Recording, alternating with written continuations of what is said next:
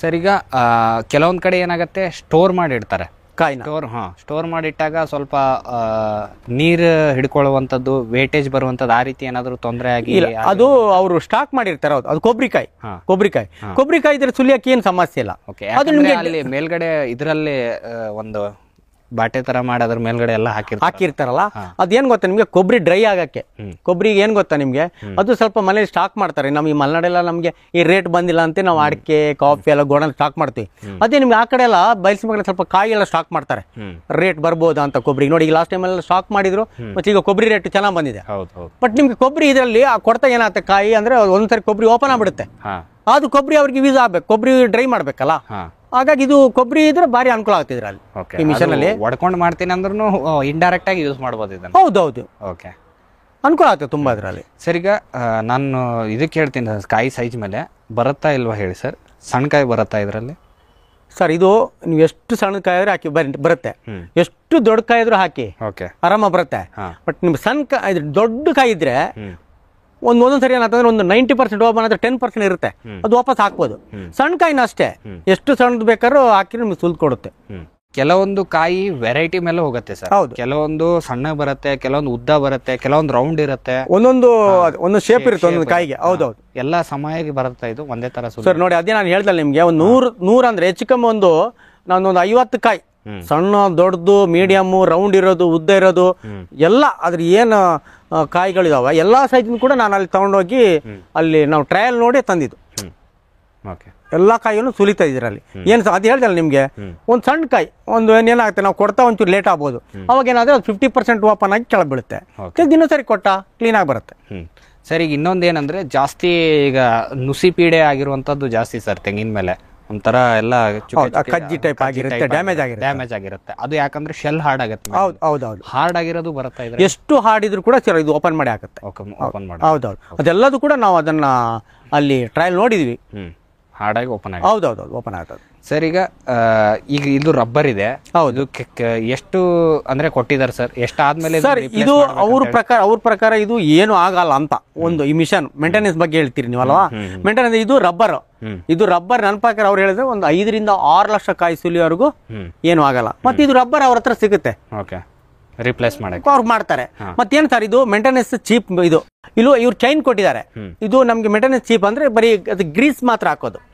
ಅದ್ಮೇಲೆ chain loose ಆದ್ರೆ ಅದಕ್ಕೊಂದು ಬೋಲ್ಟ್ ಕೊಟ್ಟಿದ್ದಾರೆ, ಅಲ್ಲಿ ಅಡ್ಜಸ್ಟ್ಮೆಂಟ್ ಕೊಟ್ಟಿದ್ದಾರೆ. ಬೋಲ್ಟ್ ಅಲ್ಲಿ ನಾವು ಸ್ಪಾನರ್ ಹಾಕೊಂಡು ಟೈಟ್ ಮಾಡಿ ಸಾಕು. ಅದು ಅವ್ರ ಪ್ರಕಾರ 5 ಲಕ್ಷ ಕಾಯಿಗೆ ಏನ್ ತೊಂದರೆ ಇಲ್ಲ ಅಂತ ಹೇಳಿದ್ದಾರೆ ಅವರು. ಬಟ್ ನಾವೀಗ ಸ್ಟಾರ್ಟ್ ಮಾಡಿದ್ವಿ, ನಮ್ಗೇನು ಅಂತದೇನು ಇಷ್ಟು ಬಂದಿಲ್ಲ ಅಲ್ಲ. ಒಂದು 5 ಲಕ್ಷ ಕಾಯಿ ಆರಾಮಾಗಿ ಸುಲಿಬಹುದು ಅಂತ. ಅಂದ್ರೆ ಹ್ಯಾಂಡ್ಲಿಂಗ್ ಈಸಿ ಇದೆ, ಏನ್ ತೊಂದರೆ ತುಂಬಾ ಇದೆ ಸರ್. ನಾವು ಯಾಕಂದ್ರೆ ಒಬ್ಬ ಲೇಬರ್ ಕರ್ಕೊಂಡು ಹೋಗ್ತೀನಿ ಅಂದ್ರೆ ನಾವು ರೈತರ ಮನೆಗೆ ಹೋದ್ರಿಂದ ನಾವು ಕರ್ಕೊಂಡು ಬಿಟ್ರೆ ನಮ್ಮ ಮನೆಲ್ಲ ಇಲ್ಲಿ ಆದ್ರೆ ನಮ್ಗೆ ಒಬ್ಬನೇ ಸಾಕು ನಾನು. ಸರ್ ಇದು ಮತ್ತೆ ಅವ್ರ ಸರ್ವಿಸ್ ಹೆಂಗಿದೆ ಸರ್? ಈಗ ಕೊಟ್ಟಾದ್ಮೇಲೆ ನಮ್ದು ಹಿಂಗ್ ತೊಂದರೆ ಆಗಿದೆ, ಹಿಂಗೆ ಏನಾದ್ರೆ ಗೈಡ್ ಮಾಡ್ತಾರ, ಹಿಂಗಿದೆಯಾ, ಫೋನ್ ಮಾಡಿದ್ರೆ ರೆಸ್ಪಾನ್ಸ್ ಮಾಡ್ತಾರ, ಹಂಗೆಲ್ಲ ಇದೆಯಾ? ಖಂಡಿತ ಸರ್. ಅವರು ನನ್ಗೆ ನಾವೇ ಆಕ್ಚುಲಿ ಅವ್ರಿಗೆ ತಂದ ಮೇಲೆ ಫೋನ್ ಮಾಡಿರಲ್ಲ. ಅವರೇ ದಿಲೀಪ್ ಕುಮಾರ್ ಅವರೇ ನಮ್ಗೆ 2-3 ಸಾರಿ ಫೋನ್ ಮಾಡಿರು, ಮಿಷನ್ ರನ್ ಮಾಡ್ತಿದ್ದೀರಾ, ಎಷ್ಟು ಕಾಯಿ ಸುಲಿದ್ರು, ಸಮಸ್ಯೆ ಆಯ್ತಾ, ಅಲ್ಲ ಯಾರು ಮೆಕ್ಯಾನಿಕ್ ಕಳಿಸ್ಬೇಕಾ, ಏನಾದ್ರು ಫೋನ್ ಮಾಡಿ ಅಂತೇಳಿ ಅವರು ನಮ್ಗೆ ನಿರಂತರ ಭೇಟಿಯಲ್ಲಿ ಇದ್ದಾರೆ ಏನು. ಬಟ್ ಅವ್ರ ಸರ್ವಿಸ್ ಚೆನ್ನಾಗಿದೆ ಅಂತ ನಂಗೆ ಕಾಣುತ್ತೆ. ಒಟ್ಟಿನಲ್ಲಿ ಒಂಥರ ನೀವು ಮಷಿನ್ ತಗೊಂಡಿದ್ದಕ್ಕೆ ಹ್ಯಾಪಿ ಆಗಿದ್ರೆ? ಖಂಡಿತ ಸರ್, ನನ್ಗಿಂತಾನು ನಮ್ಮ ಈ ಮಲೆನಾಡು ಭಾಗದ ರೈತರು ಸ್ವಲ್ಪ ಹ್ಯಾಪಿ ಆಗಿದ್ದಾರೆ, ಖುಷಿಯಾಗಿದ್ದಾರೆ ಅವರು. ಒಂದು ಸಮಸ್ಯೆನ ಬಗೆಹರಿತಲ್ಲ ಅಂತ. ಸರ್ ಇದನ್ನ ನೀವು ಆಸ್ ಅ ಆರ್ಥಿಕತೆಯಾಗಿ ಇದು ನೋಡ್ತೀರಾ? ಅಂದ್ರೆ ನಮ್ಗೆ ಇಷ್ಟು ಸುಲ್ದ್ರೆ ಇಷ್ಟು ವರ್ಕೌಟ್ ಆಗುತ್ತೆ ಅಂತ ಹಂಗೇನಾದ್ರು ನೋಡ್ತೀರಾ ಇದನ್ನ? ಹೌದು, ಅದು ನಮ್ಮ ಸೊಸೈಟಿ ಆದ್ರಿಂದ ನಾವು ಅದು ಒಂದ್ ಭಾಗ ನಾವು ಅದು ಆಲೋಚನೆ ಮಾಡುವಂತದ್ದೇ ಮಾಡ್ಬೇಕಾಗತ್ತಲ್ವಾ.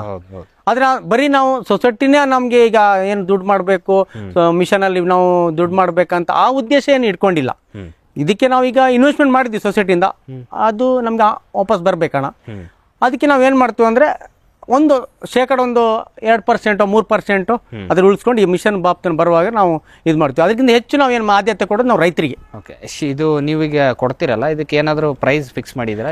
ನಾವೇನು ಗೊತ್ತಾ ಸರ್, ಇವತ್ತು ಮಾರ್ಕೆಟಲ್ಲಿ ಇವತ್ತೇನಂದ್ರೆ ನಿಮ್ಗೆ ಈಗ ನಾವು ಉದಾಹರಣೆ ಇವತ್ತು 45 ರೂಪಾಯಿ ಇದೆ.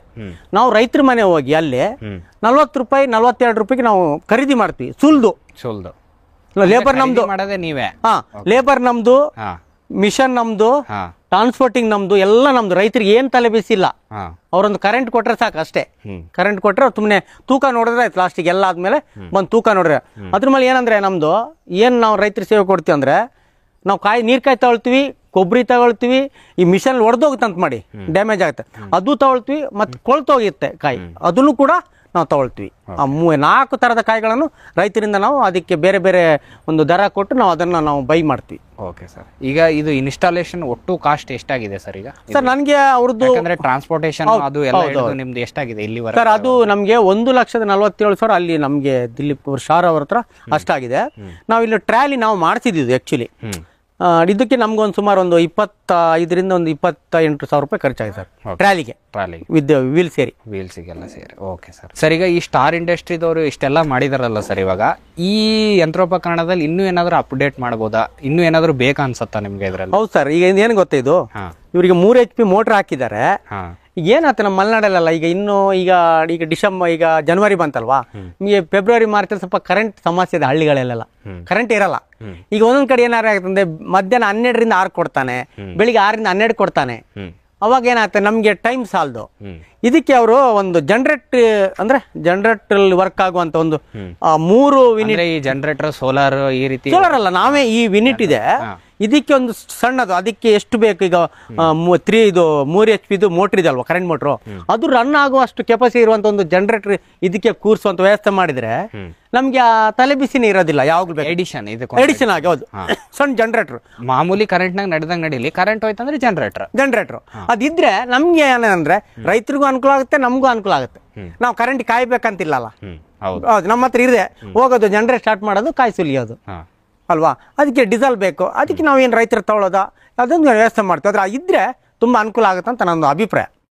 ಸರ್, ನೀವು ಇಷ್ಟೊತ್ತು ನಮಗೆ ಯಾವ ರೀತಿ ಸ್ಟಾರ್ ಇಂಡಸ್ಟ್ರಿಯ ಒಂದು ತೆಂಗುನ ಸೊಪ್ಪೆ ಸುಲಿ ಯಂತ್ರದ ಕುರಿತು ಇದು ಅನುಕೂಲಗಳೇನು ಅನಾನುಕೂಲಗಳು ಅನ್ನೋದ್ರ ಬಗ್ಗೆ ಸಾಕಷ್ಟು ಮಾಹಿತಿಯನ್ನು ನೀಡಿದ್ರಿ ಸರ್. ಹಾಗಾಗಿ ಇಷ್ಟೊತ್ತು ಮಾಹಿತಿ ಕೊಟ್ಟಿದ್ದಕ್ಕೆ ನಮ್ಮ ರೈತರ ವತಿಯಿಂದ ಹಾಗೂ ನಮ್ಮ ವಾಹಿನಿಯ ವತಿಯಿಂದ ತಮಗೆ ತುಂಬ ಹೃದಯದ ಧನ್ಯವಾದ. ನಿಮಗೂ ಸರ್ ಅಷ್ಟು ದೂರದಿಂದ ಬಂದು ನಮ್ಮ ಮನೇಲಿ ಭೇಟಿಯಾಗಿ ಇದ್ರ ಮಾಹಿತಿ ತೊಗೊಂಡಿದ್ದೀರಿ. ನೀವೆಲ್ಲ ರೈತರಿಗೆ ಈ ಮಾಹಿತಿನ ಕೊಡಿ ಅಂತ ಕೇಳುತ್ತಾ ನಮಸ್ಕಾರ. ಎಲ್ಲರಿಗೂ ನಮಸ್ಕಾರ. ನಾ Manjunath Ashok Shinde, star associated industries ಬೆಳಗಾವಿಯಿಂದ. ಇವರು FEO ವತಿಯಿಂದ ನಮ್ಮ ಕಡೆ ತೆಂಗಿನಕಾಯಿ ಸುಲಿಯೋದು ಯಂತ್ರಗಳು ನೋಡ್ಲಿಕ್ಕೆ ಬಂದಿದ್ದರು. ಆವಾಗ ನಾವು ಅವರಿಗೆ ಎಲ್ಲ ಮಷಿನ್ ಹೆಂಗೆ ಆಪ್ರೇಟ್ ಮಾಡೋದು, ಏನು ಆಪ್ರೇಟ್ ಮಾಡೋದು, ಕಾಯಿ ಹೆಂಗೆ ಸುಲಿದತ್ತು ಅದು ಎಲ್ಲ ಟ್ರೈನಿಂಗ್ ಕೊಟ್ಟು ಅವ್ರಿಗೆ ಎಲ್ಲ ಇಂಟ್ರೊಡ್ಯೂಸ್ ಮಾಡಿದ್ರು. ಆವಾಗ ಅವರು ನಮ್ಮ ಕಡೆ ಪರ್ಚೇಸ್ ಮಾಡಿದ್ರು ಮಷಿನ್. ಆಮೇಲೆ ಇವ್ರದ್ದು ಒಂದು ಫೀಡ್ಬ್ಯಾಕ್ ಇದೆ, ಈ ಮಷಿನ್ನಲ್ಲಿ ಒಂದು ಜನರೇಟರ್ ನಲ್ಲಿ ಇದು ರನ್ ಆಗ್ಬೋದಂತ ಏನಾದರೂ ವ್ಯವಸ್ಥೆ ಮಾಡ್ರಿ ಅಂತ. ಅದು ನಾವು ಏನಾದರೂ ಅದ್ರ ಬಗ್ಗೆ ವಿಚಾರ ಮಾಡ್ತೀವಿ. ಅದ ಡೆವಲಪ್ಮೆಂಟ್ ಸಲುವಾಗಿ ನಾವು ತಗೊಳ್ತೀವಿ ರೀ. ಏನು ನಮಗೆ ಫೀಡ್ಬ್ಯಾಕ್ ಕೊಟ್ಟಿದ್ದಾರೆ ಅದ್ರ ಬಗ್ಗೆ ವಿಚಾರ ಮಾಡ್ತೀವಿ.